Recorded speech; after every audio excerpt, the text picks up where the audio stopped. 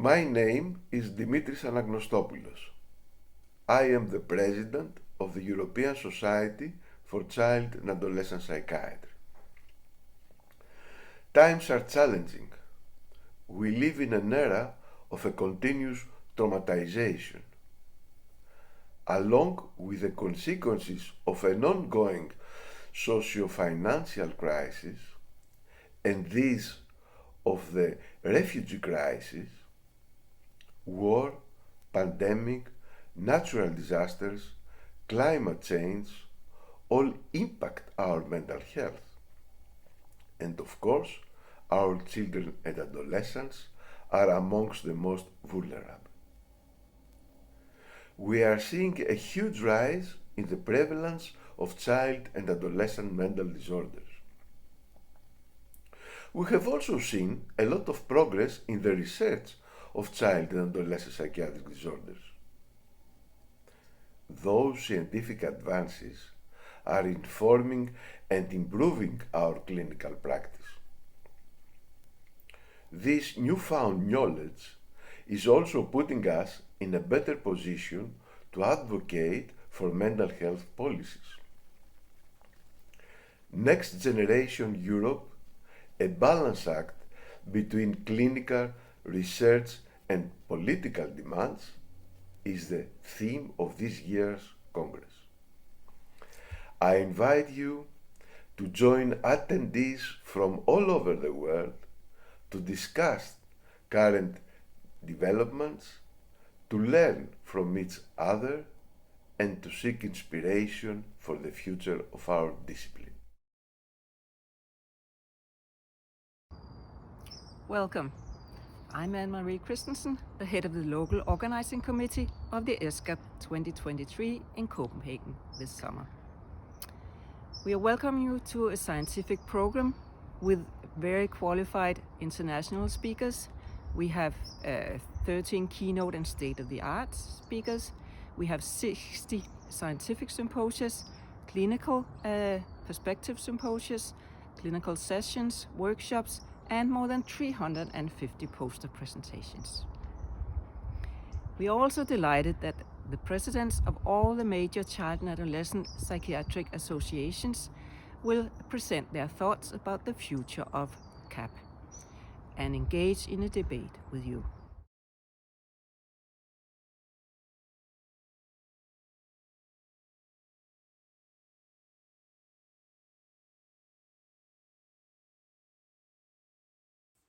Hi, my name is Tejs Jørring. I'm the chair of the Danish Society of the Child and Adolescent Psychiatry.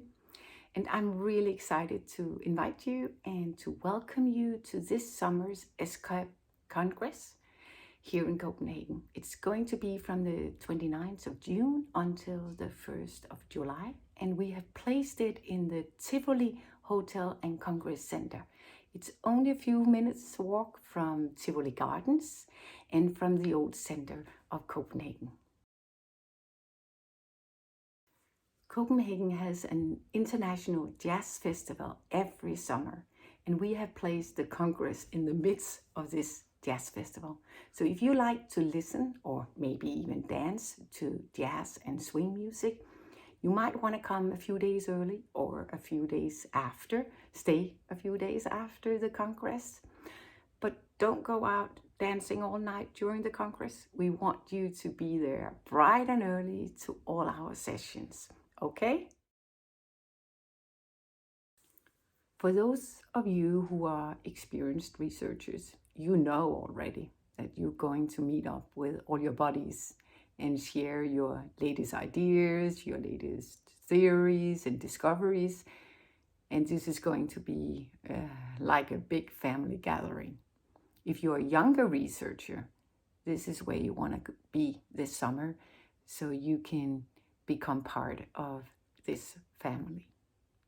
If you are an experienced clinician, this is where you want to be to update yourself on all the issues that you struggle with in your day-to-day work.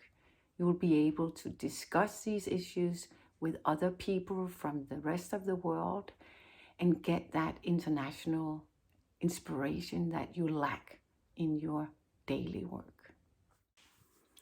If you're a young trainee, you will be able to learn more in 3 days than you ever imagined possible.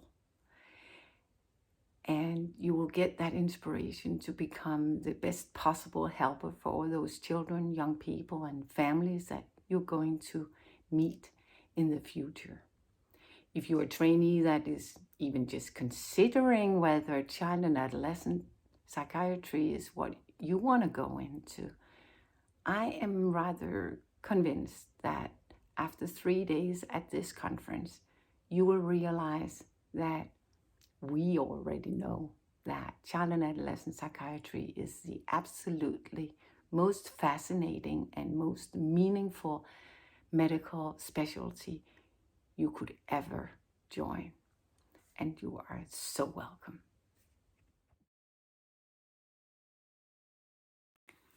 There are so many issues and so many problems to discuss for researchers, for clinicians, for politicians. One of the problems is that on average, it takes about 14 years from researchers reach a result until it is implemented in the clinic practice. We should be able to do better than that. Another problem is that we address psychiatric illness as an individual problem, and it's not.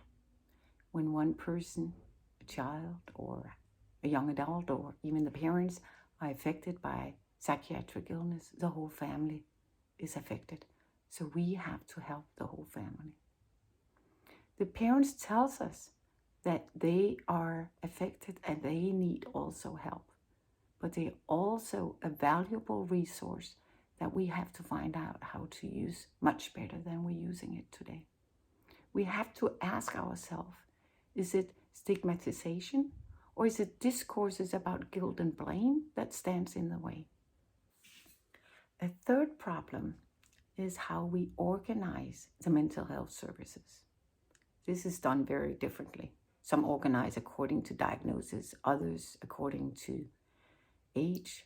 Some places include substance abuse, others do not. Many places there's collaboration between social services and psychiatric services. In some places it's the qualities of varying degrees. We have to find out how we can meet the parents with respect and with trust so that we can learn how to collaborate much better than we do today in order to become even better at helping the children, the young people, and their parents.